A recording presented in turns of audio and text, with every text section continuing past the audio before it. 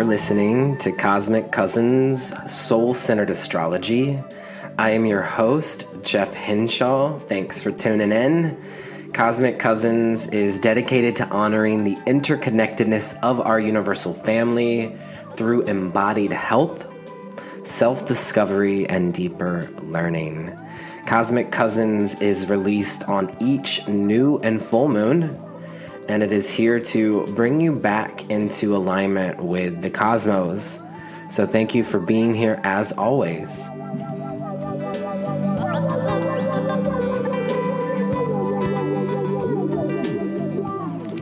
Hello. Welcome to another episode of Cosmic Cousins. This is Jeff Henshaw, and today we are here for the Pisces New Moon podcast episode, followed by an energy update, which takes us from March 2nd to March 18th. So welcome. Here we are. We're in the middle of Pisces season. This Pisces new moon is at the 12th degree and 7 minutes of Pisces. Wednesday, March 2nd, 2022 at 9:34 a.m. Pacific Standard Time. So we're going to dive into the deep waters of Pisces today. And again, I'll update you on the transits that are for the next 2 weeks. That is that space between the Pisces new moon and the Virgo full moon, which is on March 18th. So, oh my goodness, Pisces, what is going on, Pisces? You know, this energy is so vast and expansive. It is the final sign of the astrological wheel. Pisces rules over the water in the body. So we can start there. Take a deep breath into the water in your body. Pisces is connected to the feet. It's the ocean. It is that which is unknown. You know, ruling planet, the modern ruler for Pisces is Neptune, which is far out into the solar system, into these unknown worlds. So this archetype, it does plummet us into the depth of our emotion. You can think of the ocean. And I don't remember the percentage right now, and it doesn't even matter because Pisces is not necessarily about facts. It's more about feeling. But I know there's a large number of percentage of creatures in the ocean that have yet to be discovered.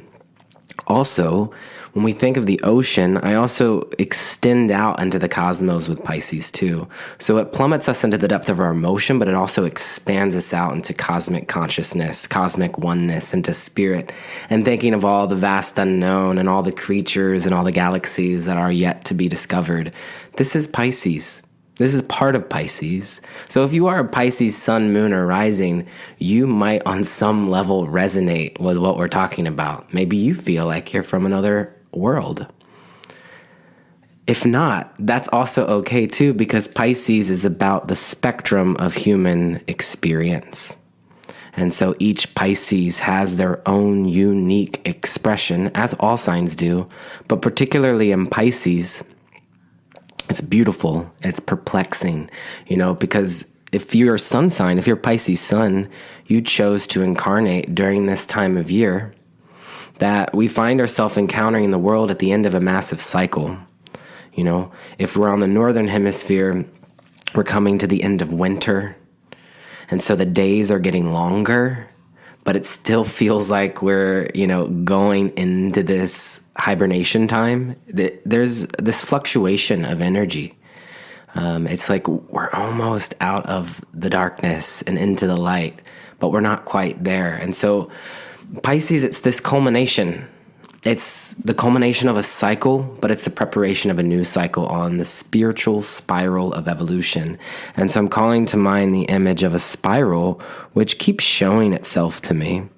And if you've been following Cosmic Cousins for a while, a few years ago, I think it was in 2020, actually, right at the start of the pandemic, which just 2 years ago, right, was the start of the global pandemic. And Pisces season is when it really started to flood through our collective consciousness. And we were doing a project at that time called Zodiac Emoji, where I picked 16 emojis that I felt encapsulated the energy of Pisces. And then you all in the audience, the listeners, on the Instagram voted which emoji you thought was the most Pisces. And so our final two Pisces emoji, one of them was a spiral, which is why I'm bringing it up. You know that blue spiral that you can find in your little emoji catalog? That one was in the final two. And then also the blue heart of compassion and peace. And in the end, it was the blue heart that stole your heart as the emoji that most encapsulated the energy of Pisces. But I always come back to this little spiral. You know, I got a text. I've been getting lots of text over the last few days from friends. One friend said that, and she's someone that doesn't really reach out for help often, but she said that she was really in need of some prayer at this time. I pray could be one of our phrases for the Pisces new moon. Pisces is the sign that rules over prayer. You know, it's that connection to that which is beyond, to godlike consciousness, and the communication that we have through prayer is faith, it's hope, it's spirit. This is Pisces. But another friend said that felt like they were spiraling. They were getting caught up in old karmic patterns, and they sent me. They're not actually into astrology, and they weren't following the zodiac emoji, but they sent me 3 spiral emojis. And this was just yesterday. So a lot of us might feel like we are, you know, in some sort of cyclical nature. And, you know, we were saying time both slows down and speeds up during this time of year. You know, weather is also more subject to change and to fluctuate, you might find. We're in mutable water. And so I experienced this gentle pause this time of year. There's like a stillness of preparation for spring. But while at the same time, the counter to the gentle pause is things also feel chaotic at times and like they're speeding up. But you might feel this energy when you're in a dream. Pisces rules over dreams too, where, you know, you might be in that kind of drifty space and then all of a sudden, you know, you're swirling into some sort of chaotic scene, and it doesn't make sense. It doesn't have to be linear. You know, even the clock sleeping forward in many parts of the world during Pisces season, just seemingly out of nowhere. It's quite bizarre how we do that. And I always find it interesting that these time changes happen during our water seasons. During Scorpio season, we set the clocks back. We go into the darkness as Scorpio might inspire. And then Pisces season, we go into the light. We head forward an hour. And so it is a reminder to us that life is not linear. You know, these changes with the clocks, that our spirits are in this cyclical nature. And so on a conscious level, we might be more aware that time is an illusion during this time of year. And because of this, you know, we might be subject to perceive fantasy, to see beyond the veil. You know, it's a time of year where we can fall into escapism. And escapism, I'm leaning into the qualities of escapism that are healthy for us. You know, this is watching a movie. This is listening to music. This is playing Dungeons and Dragons, which I'm learning a lot more about now that I live in Portland, Oregon. It seems that this might be the Dungeon and Dragons capital of the world. I don't know if that's true. If you know, let me know. I'd be so curious. But what kind of practices do you have in your life that allow you to connect to the more magical and playful aspects of life? This feels important to reconnect with during Pisces season. Healthy modes of escaping the realities of this world that we live in. So I'm just kind of, you know, floating into this episode. Usually there's a bit more of a structure, but whenever I sit to record for Pisces, I just kind of allow myself to let go a little bit more. But let's talk about this Pisces new moon. And then we'll flow a little bit more into some of these Pisces invitations. You know, Pisces is, in essence, about universal compassion.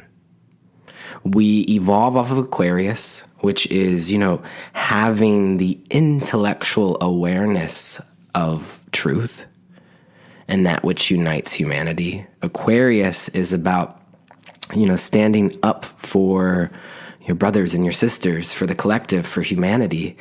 Pisces is more of the emotion that comes with that. So it's about world peace. And if there was ever a time for us to be focusing on these higher attributes of Pisces, of world peace, compassion, universal compassion, love, is now. So I'm looking over here to my right where I'm kind of laughing at it because I have so many tarot cards out. I normally just put 3 out on the altar, but I have a lot of tarot cards out for today. And if you're new here, we also use tarot in tandem with our astrology practice. It's a great visual aid. So I have 7 candles lit. 6 of them are in a circle and then a candle in the middle. And each of these candles are lit for different people and also different places in the world. And for you all. So I have candles lit here, and I encourage you, when you listen to these episodes, this is a ritual gathering for us. I encourage you to light a candle, and if not, while listening at some point for the Pisces new moon. I had someone ask me this question, but when is the best time to partake in new moon ritual? Whenever you want. Whenever you want to focus in on the energy, it's available to you all of Pisces season. But the new moon is a nice marker, and the days that follow, 2 to 3 days that follow, is a great time as the moon is waxing crescent. But the tarot cards I have out here, Pisces soul growth card is the Hanged Man or the Hanged One or the Tethered One, I've heard it called. And so all of Pisces season, and I'm sorry, I got that wrong. That's not the soul growth card. This is Neptune's card, which is Pisces' modern ruling planet. We're hanging out this time of year. The soul growth card is the moon card, and so it is moving through these deeper karmic experiences where, I think of passing through 2 wolves that are howling on a path in the middle of the night.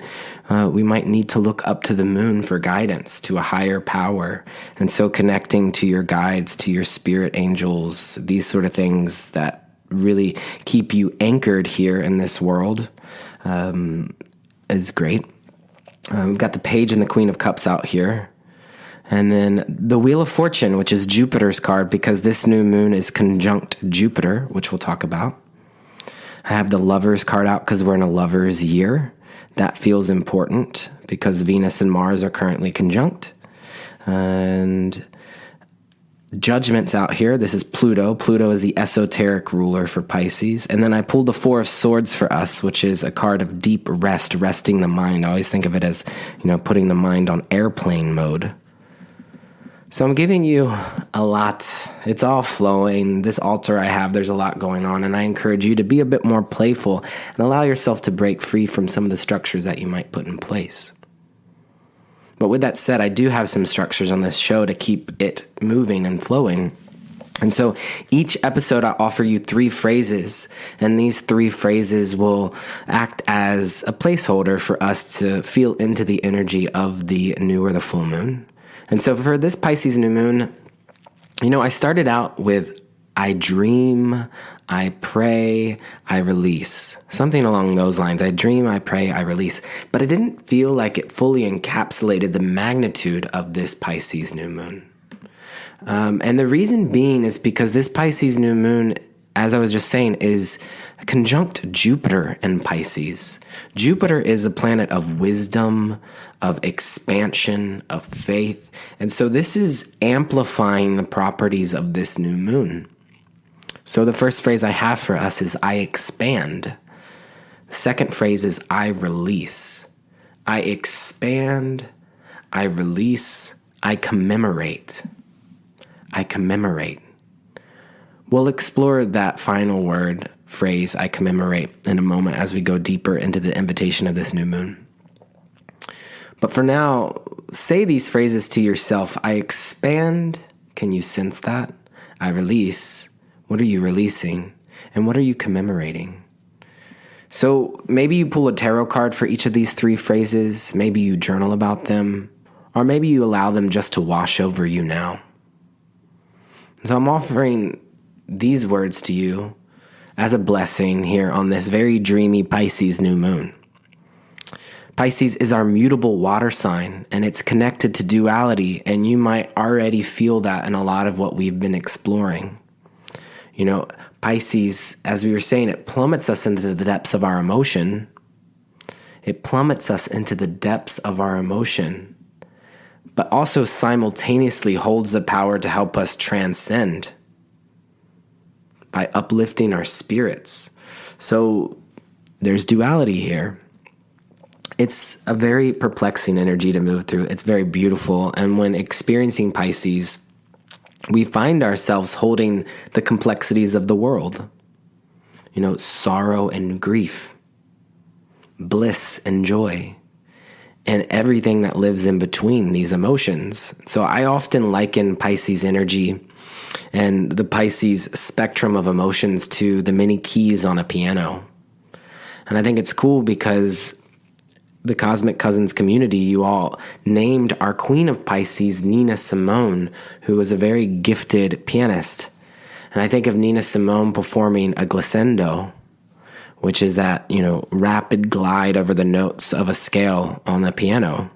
It can be on other instruments like the harp, but that rapid glide over the notes, it feels like Pisces. And usually I think of it's played during like a transition of a song or even to close out a song.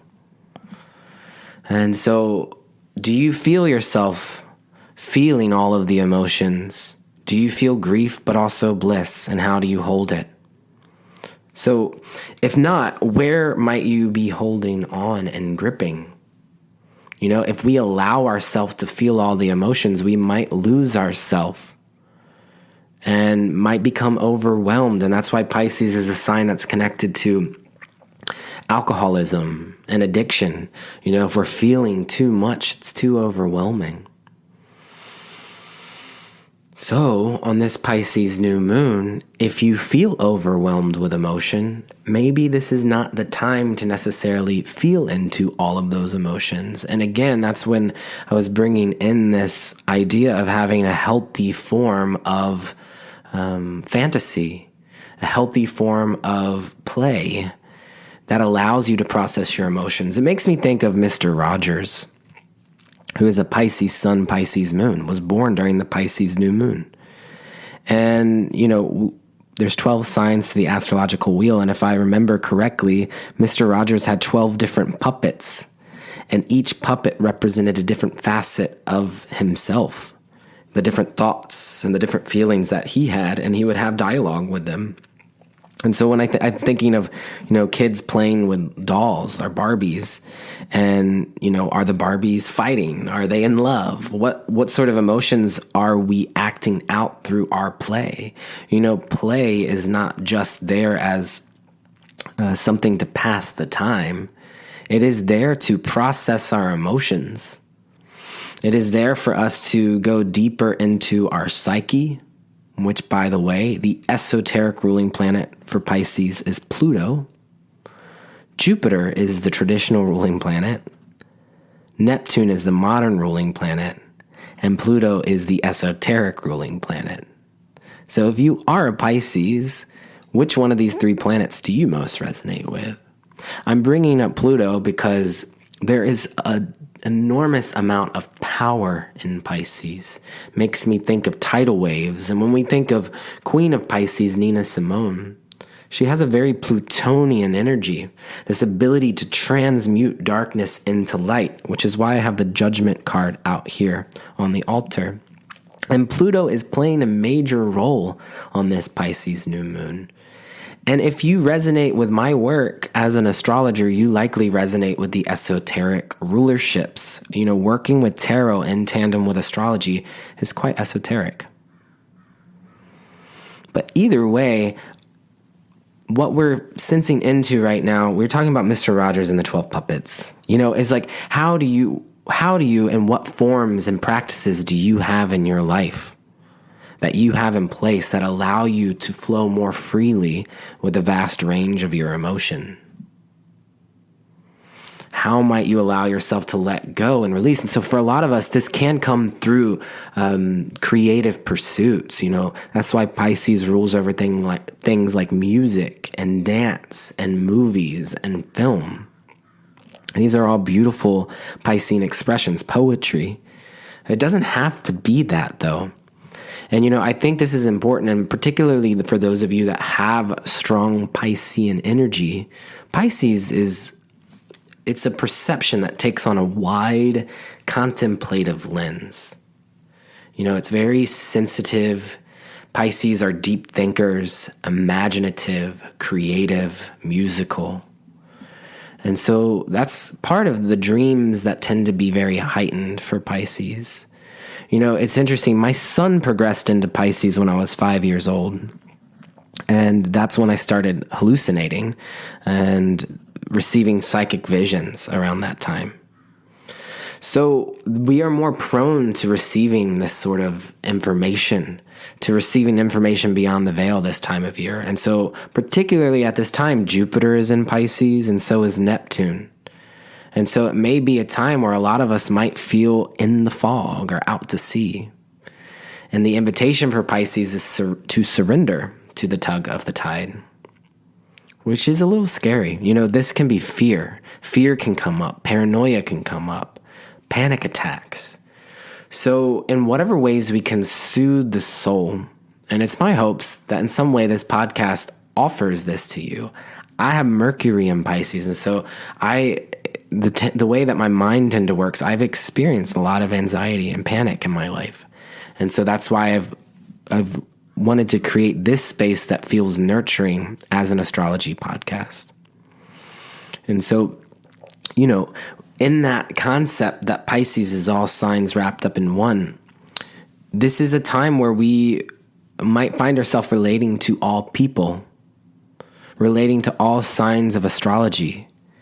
And if that's the case, it's totally cool and aligned. Pisces, when I tune into its energy, it's really all over the map. And, some Pisces individuals can be very analytical. Some can be super creative. It's more of the essence of a spirit of the Pisces, which usually feels very compassionate at its core.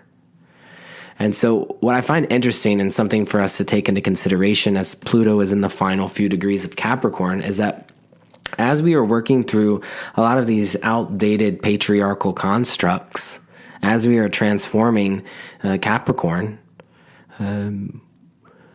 this sensitivity is not necessarily always celebrated by our current capitalist structure, this Piscean energy.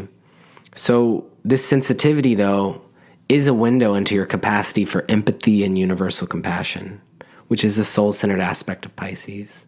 And so if this quality isn't nurtured by your family or the culture that you find yourself in, we may resort to blocking off our Piscean gifts out of fear, out of condemnation.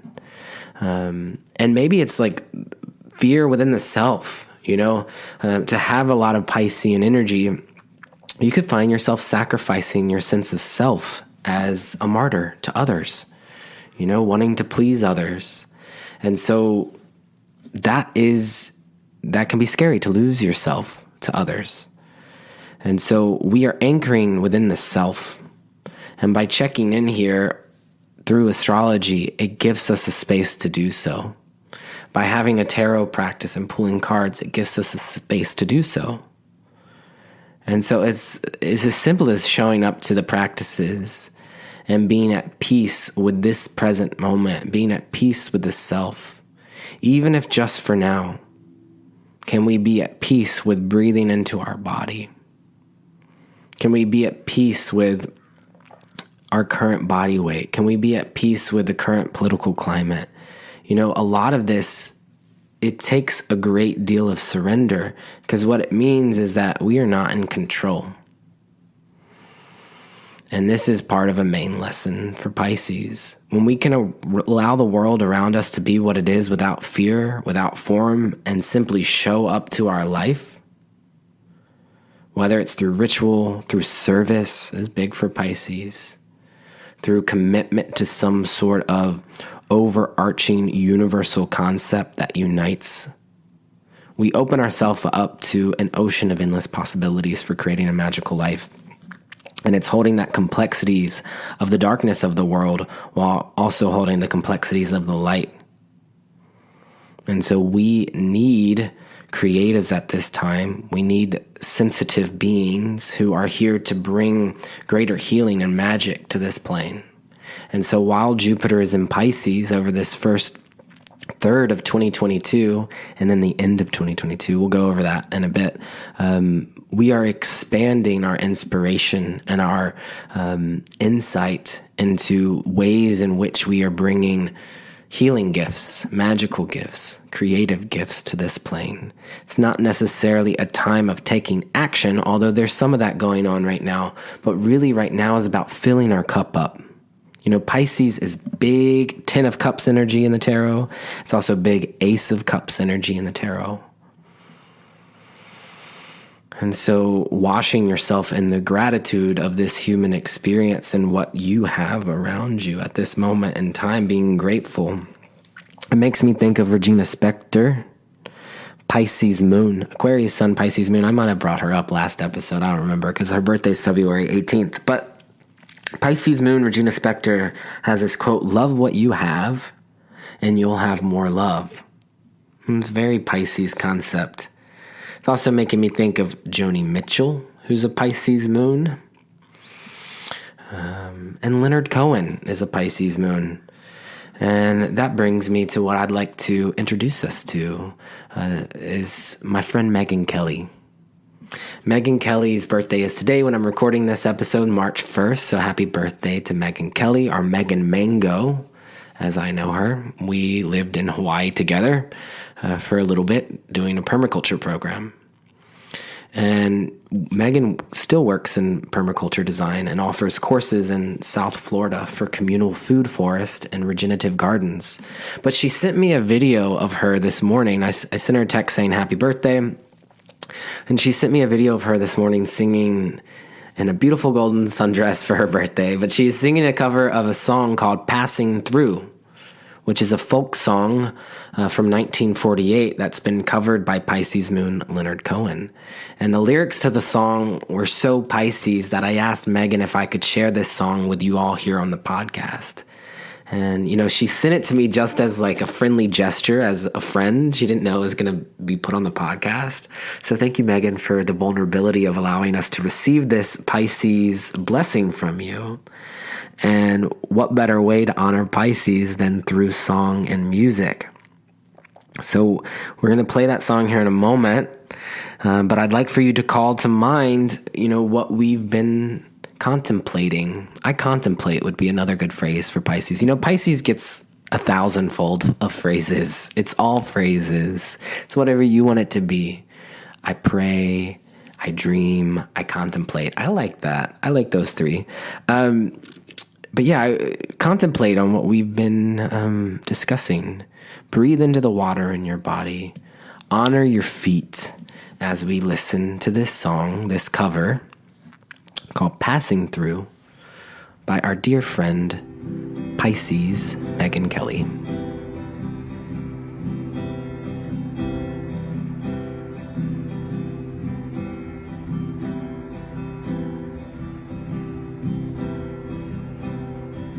I saw Jesus on the cross, on a hill called Calvary. Do you hate mankind for what they done to you? He said, talk of love, not hate, things to do, it's getting late. I have so little time, and I'm only passing through, passing through, passing through. Sometimes happy, sometimes blue. Glad that I ran into you.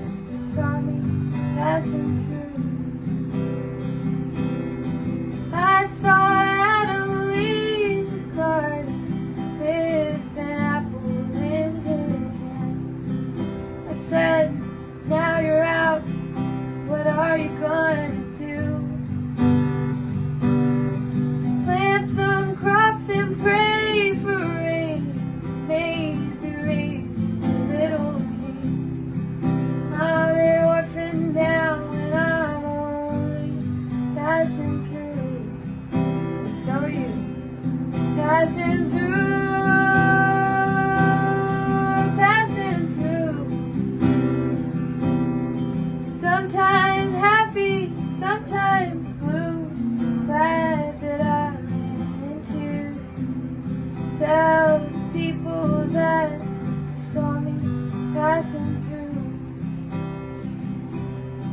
I was with Washington at Valley Ford, shivering in the snow. I said, how come the men here suffer like they do?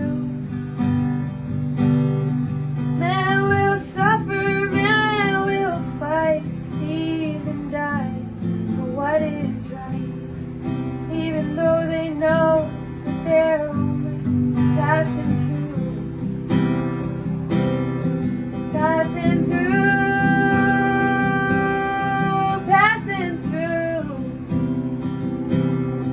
Sometimes happy, sometimes blue, glad that I ran into you. Tell the people that you saw me passing through.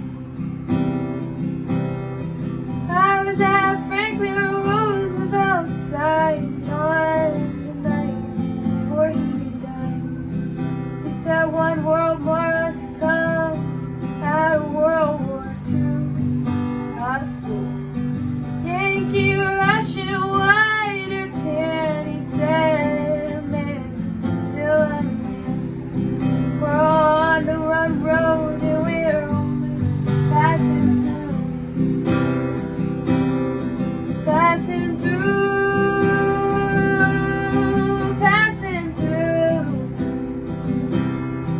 Sometimes happy, sometimes blue, glad that I ran into you. Tell the people that you saw me passing through. Let's do it one more time. Passing through, passing through. Sometimes happy, sometimes blue, glad that I ran into you. Tell people that you saw me passing through. Thank you, Megan Kelly. Happy birthday to you, and happy birthday to all the Pisces out there listening.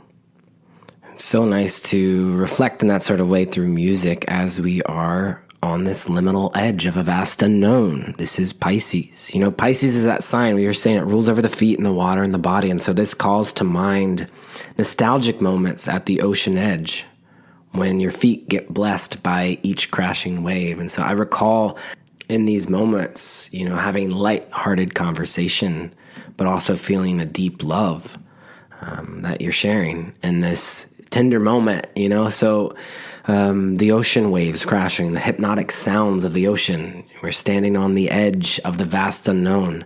This liminal space, this is Pisces.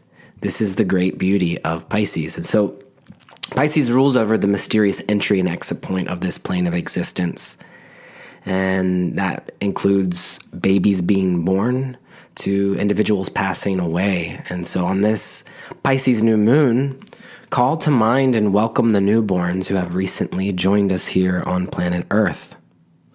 While also in Pisces duality, we are gifted the space to honor and commemorate those dear ones who have left their bodies and moved on in spirit. And so in our community, I wanted to bring to awareness newborn babies here. I would like to extend a joyful Pisces welcome to the newborn child of our dear friends, teacher Lindsay Mack of Tarot for the Wild Soul and Chase Voorhees of Tarot of the Holy Spectrum. They gave birth to their daughter on the auspicious day, February 22nd, 2022 to 2222. Lindsay gave birth to her daughter, who's a Pisces sun with Scorpio moon. So we welcome this newborn baby to the world, and to all newborn babies on this Pisces new moon. We're wishing for them and their families health and prosperity during these very joyful moments. And also in our community, I'd like to call to mind a deep bow of reverence and commemoration to Heidi Rose Robbins of the Radiance Project. Heidi Rose Robbins' father, Michael David Robbins, he passed away on the full moon day, February 16th. He is and was a pioneer in the astrology community who offered vast wisdom with tremendous compassion. And Michael Robbins, we honor you and send you peace and light on this Pisces new moon. May your teachings and your love continue to flow through us. Our thoughts and prayers are with you, Heidi, your family, students, and community as you make this transition. So Pisces New Moon blessings to each of you. I'd like to play the song that was on Michael David Robbins' website.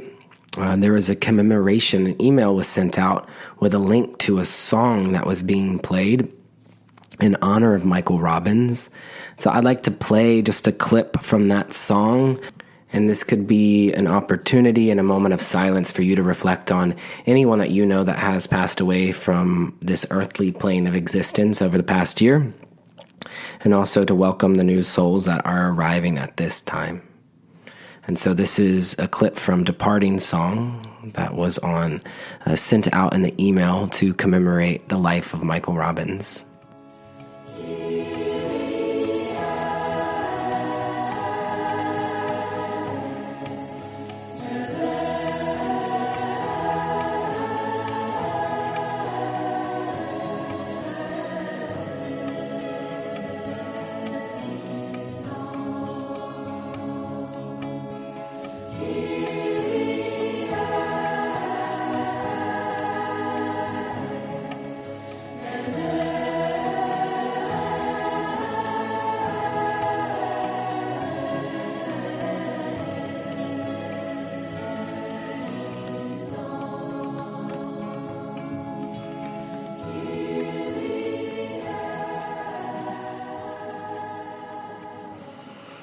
It's such an honor as always to be here with you.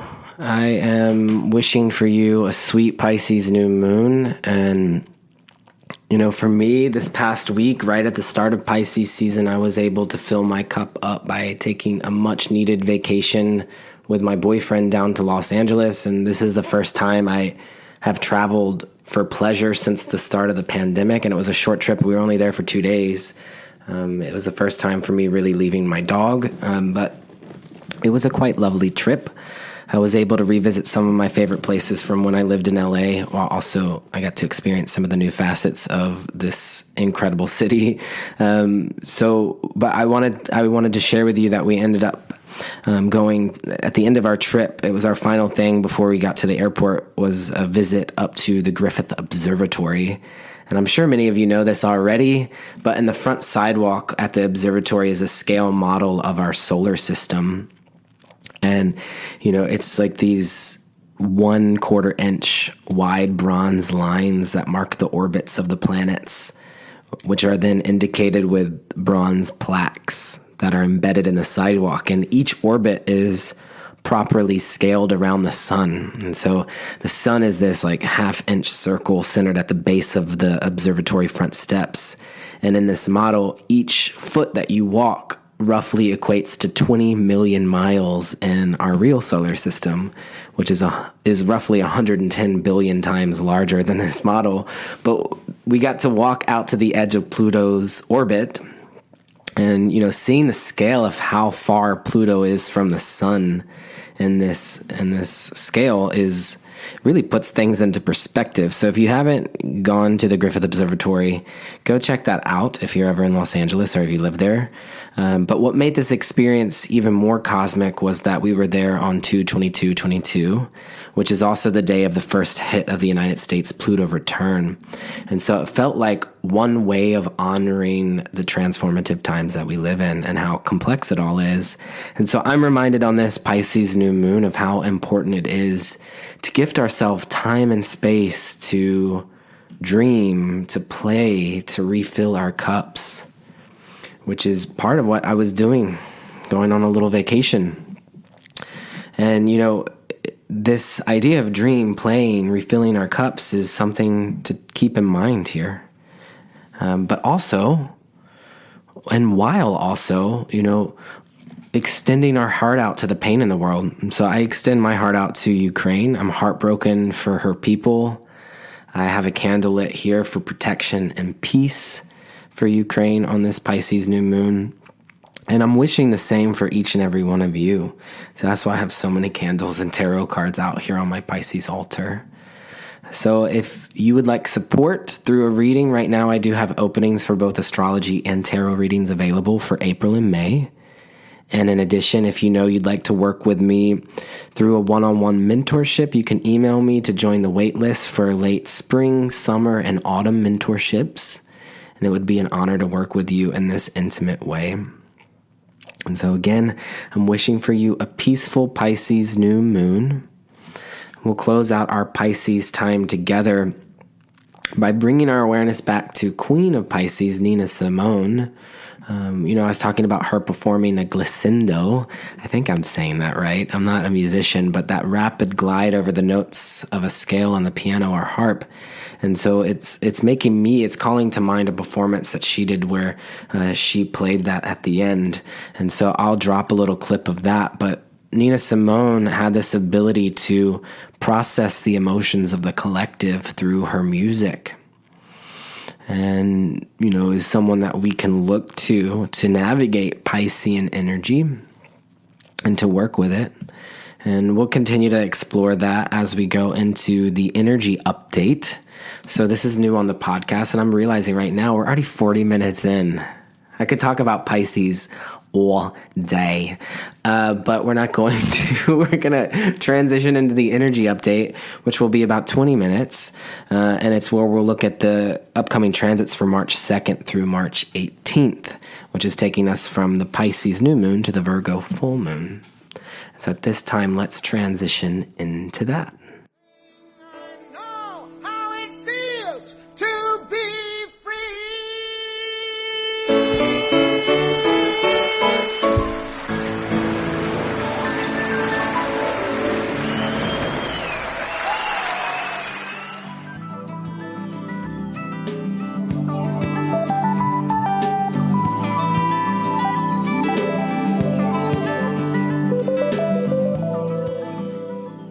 If you're still here with me, thank you for listening. I feel like I have drifted off into the cosmos. All this Pisces energy. Whew. So, thank you for being here. If you enjoy the podcast, you could always become a Patreon supporter for the show. This helps me to produce the podcast. And you can go to patreon.com/Cosmic Cousins. There's a link in the show notes to that. There's also a link in the show notes to book a reading with me. And yes, you can also leave comments and reviews, 5 stars if you feel called. And so I'm going to read one of the latest comments here. This was from Leah on February 14th, which is my birthday. A moment to meditate. This podcast is a breath of fresh air every new and full moon, a moment to breathe, listen, tune into the stars, and be taken on a thoughtfully curated exploration of the themes of each moon cycle. I especially love the addition of the energy update to help orient myself for the coming weeks. Jeff, you bring the perfect balance of ritual and fun to your podcast, and I appreciate you so much. Thank you, Leah. That's so awesome to read. I'm enjoying doing the energy update as well, and I like to have fun with it. I think that it's important to be playful with our ritual. I think of with like tarot cards. I mean, they originally started out as a deck of playing cards, and then over time started to evolve with our collective consciousness and our evolution to start being used as a tool for healing and psychological awareness. So, yes. Thank you. That feels very Page of Cups to the Queen of Cups, which are the 2 court cards I use for Pisces. So if you feel called, you could leave a review. I always like seeing those. And yes. But at this time, let's transition into our energy update portion. So again, this is from March 2nd to March 18th, taking us from the Pisces new moon to the Virgo full moon. And so we'll start let's start with the sun. Let's follow the sun's path. So over the next 2 weeks, the sun is moving from the 11th degree of Pisces to the 27th degree of Pisces. So that full moon will be towards the end of Pisces season. So we are moving over the next 2 weeks through the bulk of Pisces season. And, the sun is Leo's ruling planet. So this is, particular interest to Leo, but also to anyone with Piscean energy between the 11th degree and 27th degree of Pisces. This part of your chart gets spotlit over this time period. If you're a water sign, you are experiencing, that's not Pisces, Cancer, or Scorpio, you are experiencing the beautiful gifts of Pisces season. And those who are Virgo, opposite of Pisces, this is your opposite time of year where you really learn how to evolve and grow. Virgo, you evolve through Pisces. And then for Gemini and Sag, this is, you're square to Pisces. So this is a pivotal moment in the year for Geminis and Sagittarius. But yes, the sun moves from 11 degree of Pisces to 27 degree of Pisces. And I'll highlight some of the important dates for the sun over these 2 weeks. But Saturday, March 5th, the sun and Jupiter align in the sky, which again, this new moon, the sun, the moon, and Jupiter are all hanging out with each other. But a few days after the new moon is when the sun and Jupiter align at the 14th degree and 58 minutes of Pisces. This conjunction, the sun and Jupiter together, this conjunction is important because it is the first and only time the sun and Jupiter will line up while Jupiter is in the sign of Pisces. And so the astronomical term for this is a cazimi, which translates to in the heart. Cazimi, C-A-Z-I-M-I, in the heart, like in the heart of the sun. So this is a Jupiter cazimi. We can have Mercury cazimi, Venus cazimi. So Jupiter cazimi, it's similar to a vibration of a new moon, because you can think on a new moon is when the sun and the moon line up. But this is like that new moon phase for Jupiter. And so while Jupiter has been in Pisces since December 28th of 2021, so it's been just a little over 2 months that Jupiter's been in Pisces. It's been more in this kind of waning energy, is waiting to catch up with the sun, or the sun to catch up with it. And so right now that Jupiter and the sun line up on March 5th, Saturday, March 5th, a new form of activation takes place with Jupiter, and it's more available to us. And so this is a powerful time for intentional ritual and communion around Jupiter and Pisces themes in your life.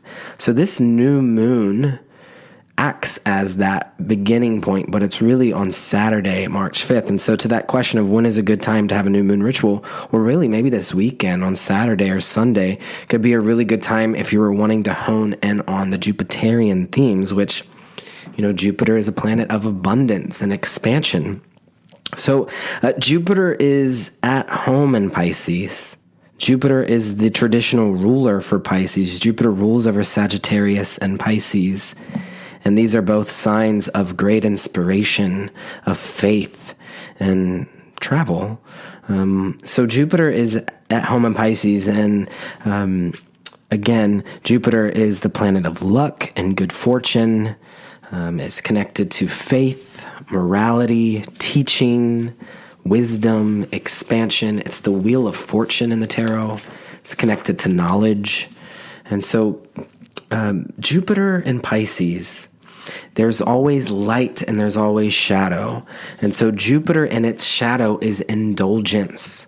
And Pisces in its shadow is, we could say, losing oneself. So it's indulging and losing oneself. This could be extreme behaviors where we are falling into outdated karmic patternings. This is over emotion, over drinking, overspending, being too much of a martyr, completely losing yourself.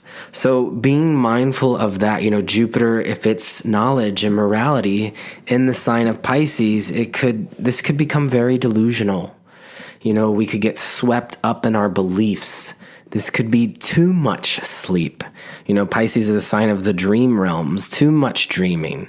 So it is on the flip side, the light side of it is a really great time to get rest and to dream and to come up with new fantasy, new ideas for conceptualization.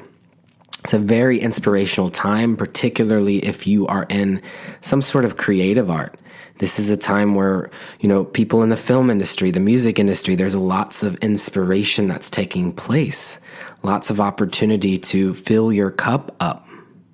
So if you're a teacher, Jupiter is teachers, this is a wonderful time to expand your teachings, particularly those that are spiritual. And so I've been feeling Jupiter and Pisces in my own life as a call to lean in with greater trust and surrender. It's teaching me the art of letting go. It's teaching me to really be patient with the process and to lean into greater trust to a higher power.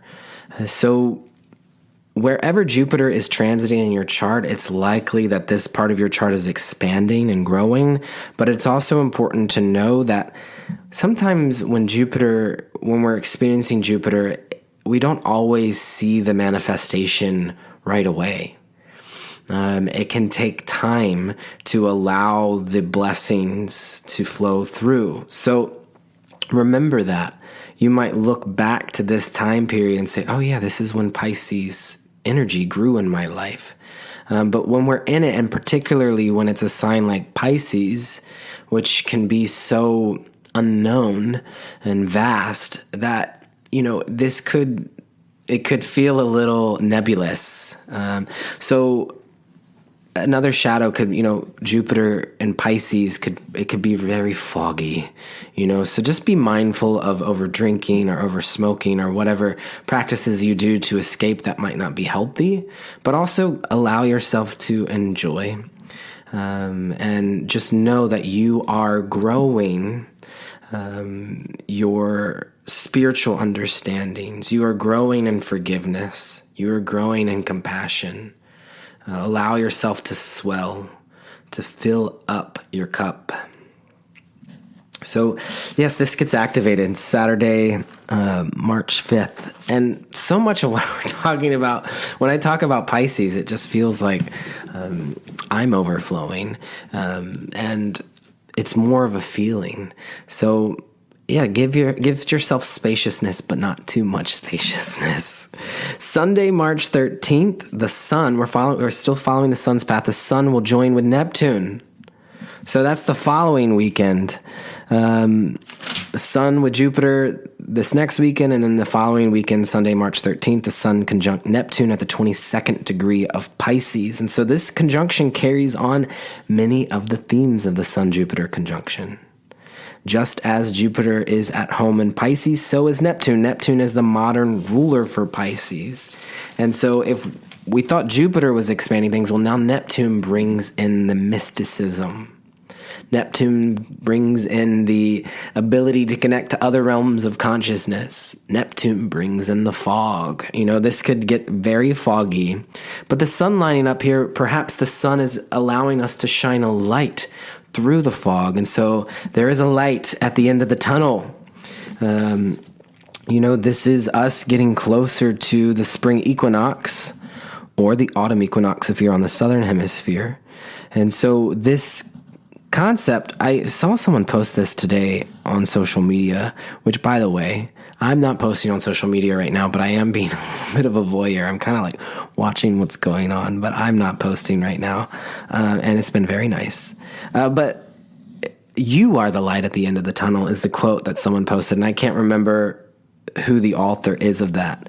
But there's something with this Sun-Neptune conjunction that feels like it's an opportunity for us to really, as ourselves, as individuals, the sun, to come into this ability to have more of a conscious awareness of what this past year has taught us and what the past, 12 years has taught us. Jupiter being in the sign of Pisces represents the end of a 12-year cycle. And Jupiter and Neptune entered Pisces in 2011. So we have been in this Neptunian fog of Pisces since then. This is a very spiritual time. It's a very unknown time. Great psychic attunement and spiritual awareness. And so as the sun lines up with Neptune, it is a time for us to attune ourselves, and we could involve ourselves in ritual around Neptunian themes. Again, 22nd degree of Pisces, so you can look to your chart to see what is under the influence of Neptune at this time. And so it's always helpful to remember that the Hanged Man in the tarot is Neptune. So it can be an energy where we are learning to surrender and to hang out in this energy. Neptune moves quite slowly. Yes, this conjunction we will continue to look at because it's sort of a preview. Okay, so sun lining up with Jupiter and then sun lining up with Neptune. It is a preview for April because in April both Jupiter and Neptune will align in the sky in Pisces. So we'll continue to explore these themes, but it is a very Piscean Aries season coming up. And so I think that's a little bit of foreshadowing for us, which is important to know as we move forward in the year. So already just by following the path of the sun over the next 2 weeks, there's a definite shift in energy. It feels quite vague and unknown, like being in a fog, which is Neptune, and then Jupiter expands whatever it touches. And in the sign of Pisces, it feels like this giant fog in the middle of the ocean. So with so much in Pisces, it is important for us to remember the other side of the wheel. In soul-centered astrology, all signs evolve through their polar signs. So in this case, Pisces, the collective mutable water sign, is balanced by the detail-oriented holistic healer Virgo. So if you feel too lost at sea at this moment in time, too much in the fog, too much in depression, how might you focus in on the smaller things? Even if just for today, perhaps you gift yourself, like a super green smoothie. Or even if just for the day, maybe you bring your awareness to your digestion, which is Virgo's part of the body. So if we can, how might we start to integrate more of Virgo's invitations? This is health, routine, service, dedication to our craft, nurturance, love.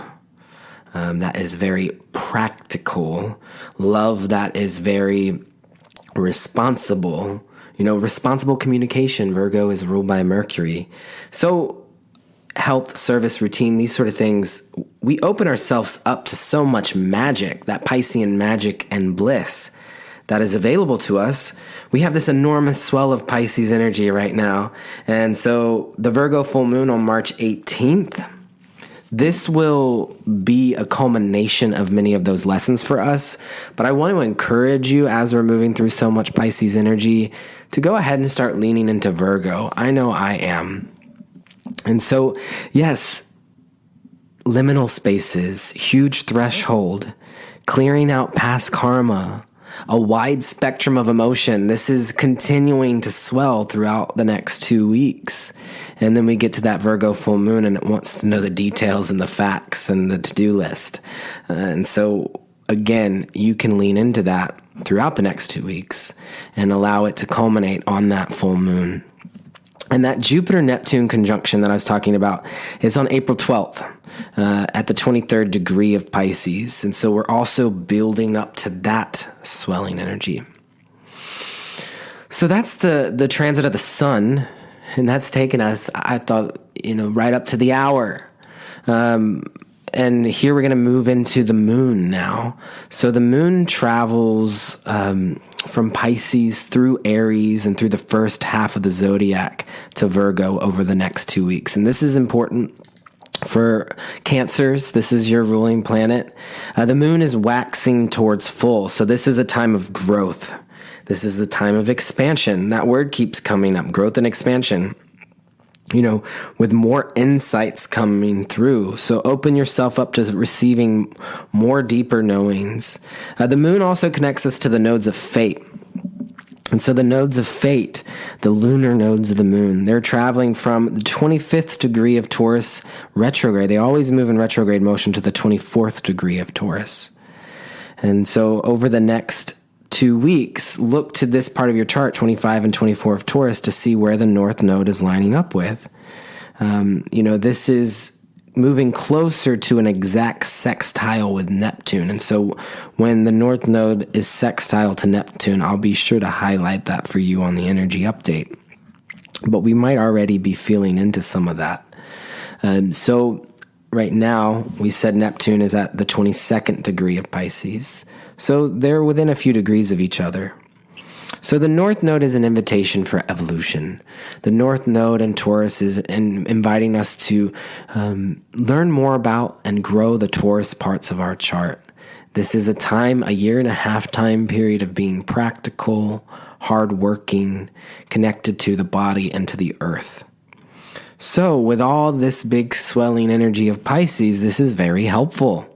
This is a time of big dreaming, Neptune. But how do the dreams and visions that are coming in bring you in deeper relation with your body, Taurus North Node? How are you tending to the soil in order to bring greater fertility and love in your life? And so the big, sweeping, spiritual, compassion dreams that you're having, how are we rooting it into this reality? So the North Node in Taurus wants to know. North Node in Taurus is steadfast. It's unwavering. It's long-lasting. So what to be mindful of here is that whenever a planet makes an aspect to the North Node, that means that planet will also aspect the South Node. And so over the next 2 weeks, we are moving closer to Neptune and Pisces forming a trine with the South Node of Fate in Scorpio. So the North Node in Taurus, the South Node will always be in the polar sign. So South Node in Scorpio has an invitation for us. And so both of these are water signs, Neptune and Pisces, South Node in Scorpio. And both water signs, this is slippery, can be a slippery slope, especially because the South Node is slippery too. So this theme carries on through March, and it does bring a bit of caution with us. It warns us not to become too caught up in delusional fantasy, right, which is Neptune and Pisces.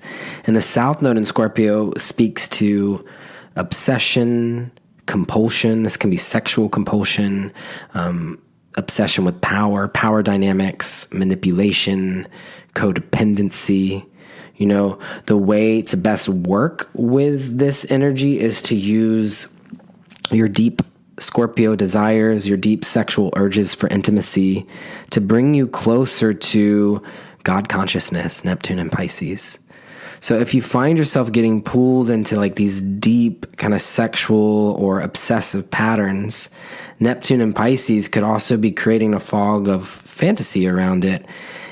And the thing is it might not also be reality. There might be paranoia or fear caught up around this, but you do have a right to be intimate with others, and that intimacy can be wonderfully creative and spiritual. But again, what is it that you want to grow and cultivate? That Taurus and North Node wants you to focus in on the practical. So focus on the dream, Neptune and Pisces, and that desire for deep intimacy, South Node and Scorpio, and really check in about how you are putting in the work that is required for a greater practical love, for nurturance. And so releasing the tendency to need to be in control or to need to be in power, and being practical and reliable. So these are some of the messages coming through when we look at the moon and the nodes of fate. And now, what we do in the energy update is we move out. We go the sun, the moon, and next is Mercury. So Mercury is Gemini and Virgo's ruling planet, so this may be of importance to these two signs. And Mercury is moving from the 18th degree of Aquarius to the 19th degree of Pisces over the next 2 weeks, just zipping through Aquarius and Pisces here. So over the next week, March 2nd through the 8th, Mercury travels from the 18th degree of Aquarius to the 29th degree of Aquarius. And then on Wednesday, March 9th, Mercury enters Pisces. And so right here on this new moon, this is an important part of the new moon, and I think you could take this into consideration with some of, your new moon intentions that you might be setting. But on the new moon, Mercury is conjunct Saturn in Aquarius at the 19th degree of Aquarius. And so outlooks may feel a bit more sober. Saturn is sober. Mercury is our outlook. So it's a time of giving and receiving messages that are responsible, objective, strategic, humanitarian. So if there is any sort of writing project that you have going on, this configuration of Mercury and Saturn joining together in the sky on a Pisces new moon does speak to planting seeds of deeper commitment in regards to communication. And if you are a writer or a communicator of any form, how might you spend extra time going within to get more clear on your vision for this commitment? So this may have many of us feeling the need to peer into the future. You know, Mercury in Aquarius has that ability, and to communicate about our visions that, you know, we're receiving about the future. But there could potentially be Saturnian blocks, some obstacles in the way. Because Saturn in Aquarius is slowing down our Aquarian radical vision. It wants it to be responsible, and that's okay. You know, if we can practice being more lovingly attentive to our nervous system, which is Aquarius's part of the body, the messages that want to come through will come through. And so, you know, Mercury and Saturn together, this could be like signing an important contract. Really pay attention to the detail. You know, Mercury is details, and Saturn is the facts, or being responsible. And so then on March 9th, Mercury enters Pisces, and it travels from the 0 degree of Pisces to the 13th degree of Pisces over that week. And, you know, with Mercury in Pisces, our communication becomes a bit more psychic. Thoughts and unspoken words can be felt, even if just on a subtle level. So I recommend practices like song, music, prayer, meditation, movement as great outlets for Mercury and Pisces. Because as soon as the outdated karmic thought comes up, we can divert it through meditation or through prayer or through affirmations. You know, Mercury in Pisces can be a time where our mind spirals out of control. Mercury is the mind, Pisces is spiraling. So again, panic, paranoia, fear. So this will continue to build throughout March. After the full moon, Mercury will join in the sky with Jupiter in Pisces, which I find interesting. It's the day after the Virgo full moon, because Virgo is ruled by Mercury, Pisces is ruled by Jupiter, and these two ruling planets, Sun will be in Pisces, Moon will be in Virgo, and both of their ruling planets join together in the sky in Pisces. And then Neptune's there too, so Mercury will eventually line up with Neptune. So all of the themes we're talking about with Sun and Jupiter, Sun and Neptune, Mercury then catches up, and also our mind starts to get into this very spiritual, psychic place. So we're like culminating. We're coming to the end of a massive cycle. And so as we head into this spring, it's a new beginning. So it's exciting energy, but be in this vast unknownness right now. It's okay. Venus and Mars, this is adding in a whole nother energy and dynamic, but it's important. And we have to look at Venus and Mars together because they're traveling in the sky together. Again, Venus is the ruling planet for Taurus and Libra. Mars is the ruling planet for Aries and Scorpio. So this might be important to these signs. And also for Capricorn and Aquarius, because this is what Venus and Mars are moving through. Both Venus and Mars are at the 26th degree of Capricorn here on this new moon. Venus travels to the 10th degree of Aquarius over the next 2 weeks. Mars travels to the 8th degree of Aquarius over the next 2 weeks. And on Thursday, March 3rd, the day after the new moon, Mars joins with Pluto in the sky. And then Venus joins with Pluto in the sky, both on Thursday, March 3rd. So this is part of the new moon energy. Venus, Mars, and Pluto all hanging out. What's important here, well, one, we said Pluto is the esoteric ruler for Pisces.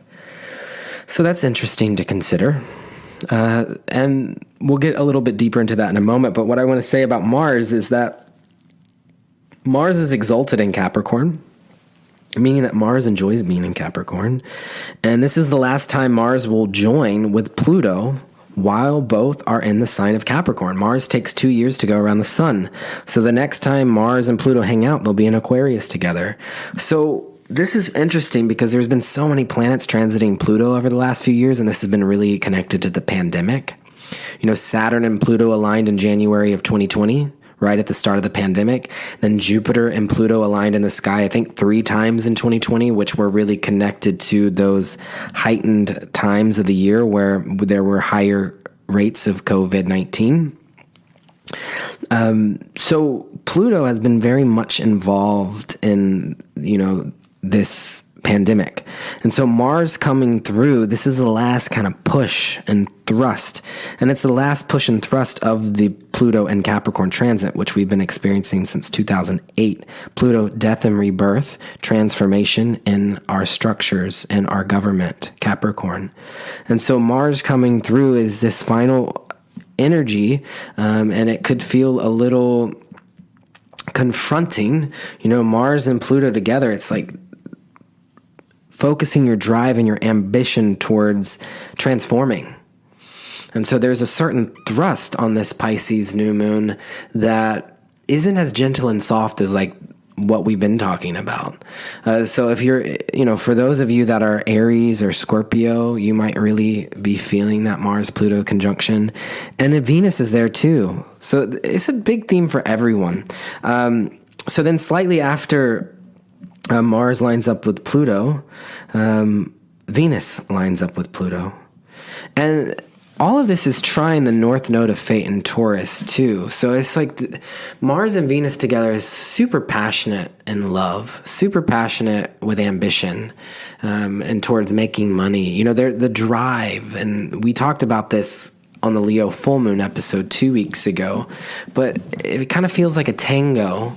I always think of Venus and Mars coming together as just this passionate dance, So the two of them, Venus and Mars hanging out with Pluto, it's this deep underworld journey that we've been on since November of 2021, when Venus entered Capricorn, and then she stationed retrograde in December, stationed direct at the end of January, and has now been moving through Capricorn with Mars. And so you can think of the Lovers card as Venus and Mars together, which we're in a Lovers year. You can think of the Empress as Venus and the Emperor as Mars. So there is this juxtaposition between masculine and feminine energies coming together that is wanting to work through Plutonian themes of compulsion and jealousy and psychological awareness, intergenerational healing. So there's this impulse, Mars, to take action around our ability to receive love, money, compensation. But Venus is much more receptive than Mars. So there's kind of this push-pull of, I want to go after this, but I also need to allow myself to soften and to receive. And it's bringing about a deep transformational process in your life and within the collective. So it's going to be really interesting because the two of them, Venus and Mars, align in the sky on Saturday, March 5th. And this is at the 0 degrees and 2 minutes of Aquarius. So interesting that they line up here. Saturn and Jupiter aligned here at this point in December of 2020. And so there's some foreshadowing of the next few years because Pluto is going to enter Aquarius. So this 0 degree point of Aquarius has been kind of something to pay attention to over the last few years, and it will continue to be. And so space is created. On Saturday, March 5th, when Venus and Mars align in the sky in Aquarius, space is created. This is Aquarius. We get to the top of the Capricorn mountain where we have been on an underworld journey, and now all of a sudden the stars in the sky, we can see them. They're clear. So there's some clarity. Space and clarity is created for a new level of maturity, a new level of interconnectedness in relationships, a new level of maturity when it comes to our ambition. We're directing passion towards a more radical future. I think of Maya Angelou, who has Mars in Aquarius. She's an Aries ruled by Mars in Aquarius, and it's this ability to direct her ambition towards communicating to the collective about equality for all people. It is a very rebellious energy, but also it's rebellious not for the sake of being rebellious, but because it holds a greater vision for the future. I think of Oprah Winfrey with Venus in Aquarius. She's Aquarius sun with Venus in Aquarius. And it's the ability to bring women together, or the ability to form humanitarian groups around the ideas of relating and fashion. And so Venus in Aquarius is, I always say, is like a fashion forecaster. Mars in Aquarius is an activist, but it's bringing greater beauty to the world. And so we may feel liberated. You know, this could be exciting. Like all of that hard work and deep psychological purging you've been doing since November of 2021 is lifted. This upcoming weekend, March 5th, is the conjunction. So I'm curious to see how we sense it, and looking to your chart to see where Aquarius is could give you some insight. And so, you know, it's lifted, yes, but there is a new level of accountability that is arising. A new level of maturity is needed to ensure security. Because Saturn is in Aquarius too. So it's not just like, oh, we're free from Capricorn and Pluto. Well, now we have to have Venus and Mars hang out with Saturn in Aquarius. But we have a little bit of time. That's not going to be until later in the month. Over the next 2 weeks, though, the focus here, though, is that there is some spaciousness and clarity in your drive, your ambition, your relationships. It's a new perspective. Maybe it's a little less emotional. You know, we've passed Pluto, deep emotion, and now we're in the sign of Aquarius, which is a bit more objective and logical. And so, you know, it is important to take accountability. Whatever the vision is that you hold around these themes, a level of maturity is needed, because otherwise Aquarian energy can be very scattering. You know, you can think about all the stars shooting in the sky. Aquarius can be very dispersing of energy. So it feels like there could either be, you know, Venus and Mars together. It does indicate, you know, passion and relationship. So it could be Aquarius is coming after Capricorn is like breaking up. You know, it's like the energy scatters, but it can also be breakthrough. And so there is a pivotal moment happening.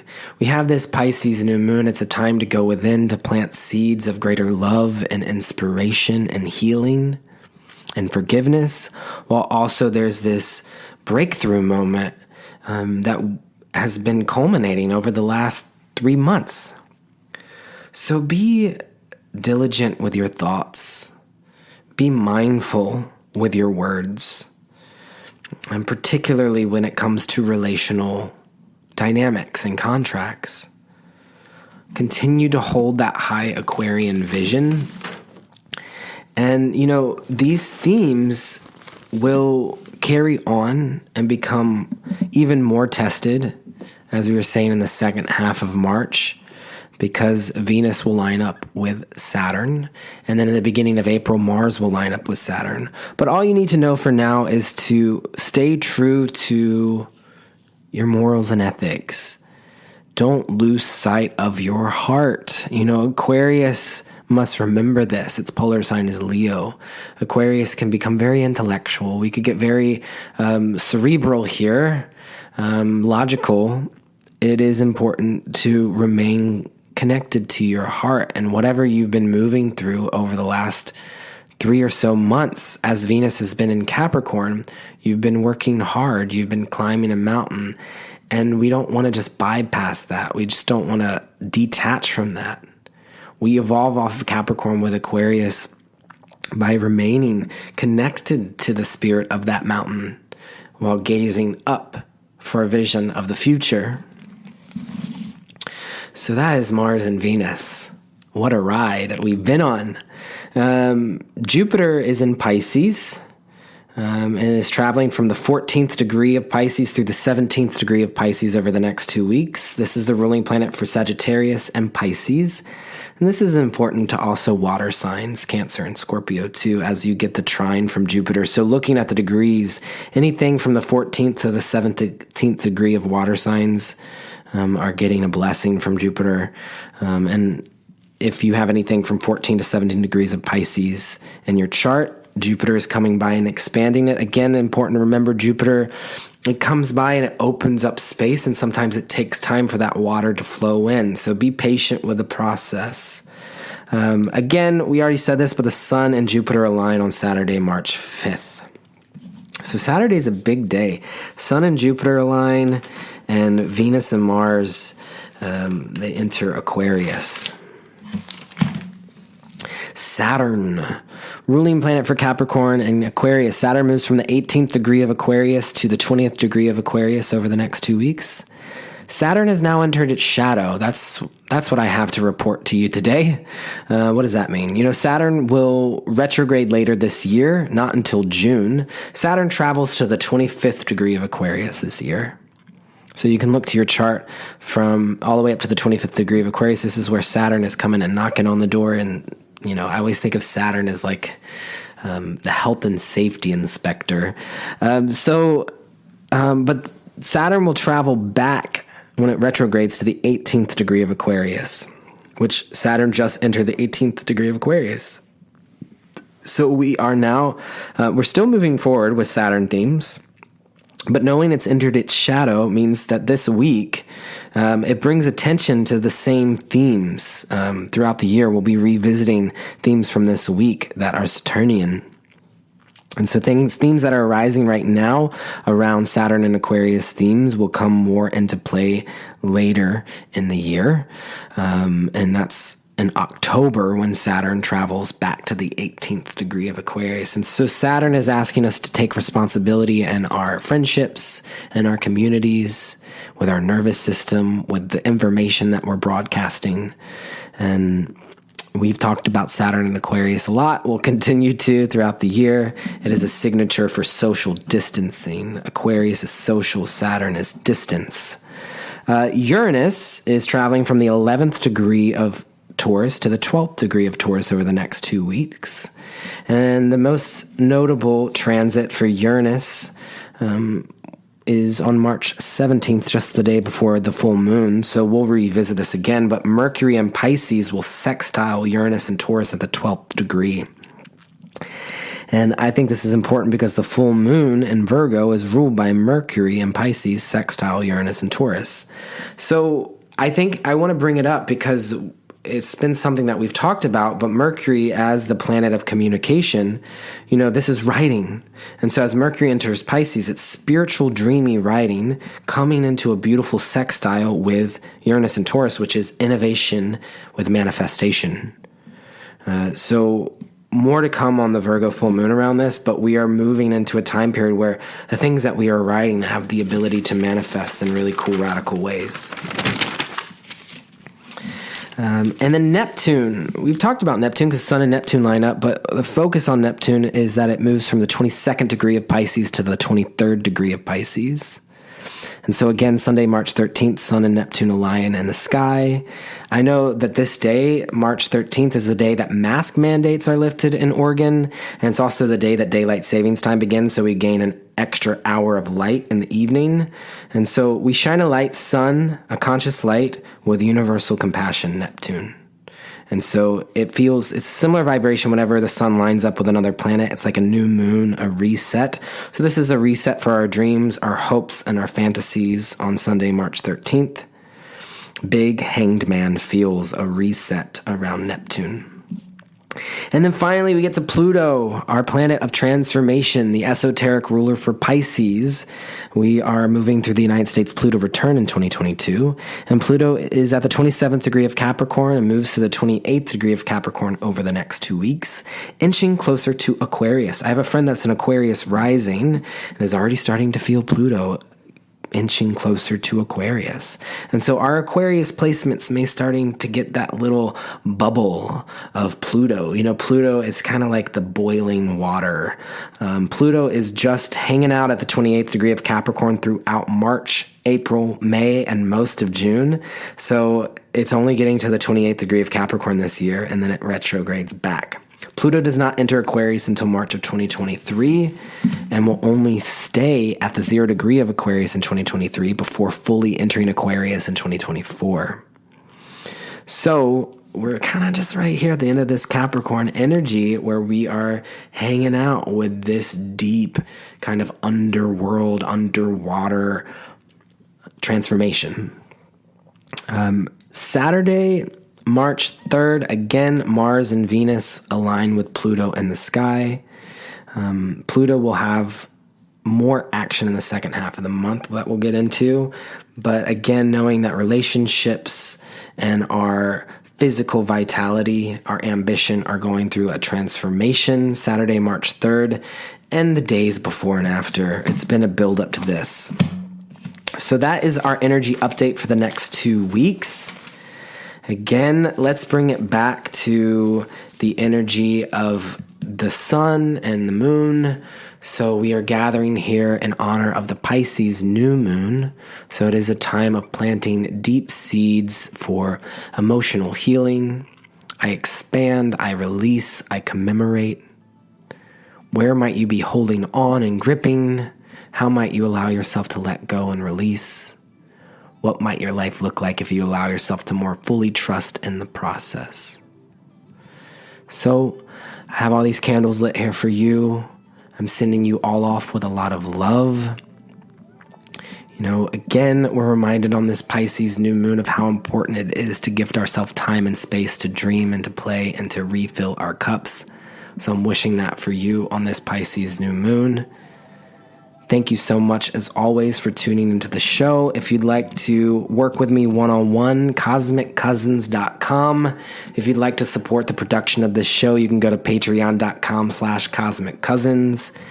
And you can always leave comments and reviews.